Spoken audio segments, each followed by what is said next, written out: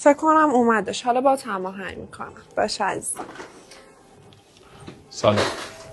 بهت زنگ میزنم. خوش اومدی علی آقا. چی شد آخرش؟ هیچی دیگه، تا آخر ماه چکاتون پاسه. اینم سند دیگه، مزاحمتون نمیشم. با اجازه.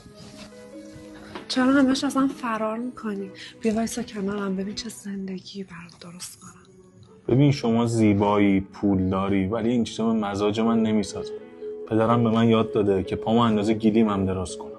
اگه قرار پولدار بشم خودم باید واسش زحمت بکشم، نه با موقعیت و پول شما.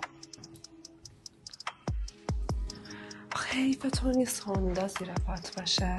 بیا این سویچو بگیر با ماشین برو. یه شبه به جایی رسیدن آدمو خراب میکنه.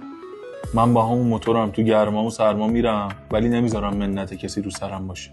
شما هم از فردا واسه کارتون دنبال یکی دیگه باش. با اجازه.